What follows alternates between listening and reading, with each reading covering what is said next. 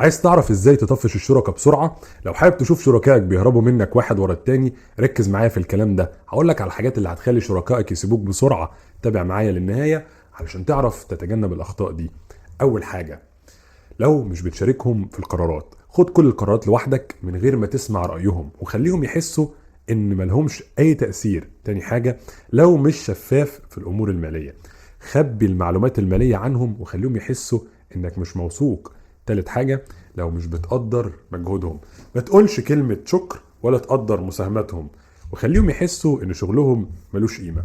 رابع حاجة، لو بتتجاهل افكارهم واقتراحاتهم، خليهم يحسوا ان ارائهم مش مهمة وانك دايما عارف كل حاجة.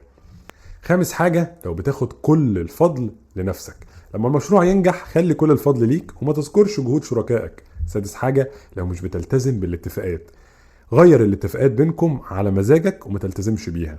سابع حاجة، لو بتعمل قرارات خطرة من غير تشاور، خد قرارات مالية كبيرة او قرارات استراتيجية من غير ما ترجع لهم وخليهم يحسوا انك بتجازف بشغلهم. تامن حاجة، لو مش بتحترم وقتهم ومجهودهم، اتأخر في الاجتماعات وما تحترمش مواعيدهم ومشاغلهم.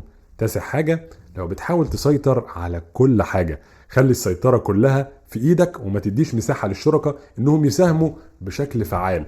واخر حاجة، لو مش بتتعامل بشفافية ووضوح، خلي الامور غامضة وما تشركش المعلومات بوضوح معاهم. عايز تطفش الشركة بسرعة، ركز بقى على الحاجات دي.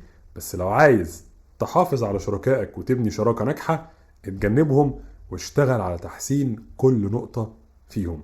ما تفوتش الفرصة واشتري دلوقتي كتاب القصف السريع للنجاح المالي والشخصي، نسخة اونلاين PDF اكتر من 700 صفحة بتتباع على الواتساب، تقدر تشتريها من اي مكان في العالم.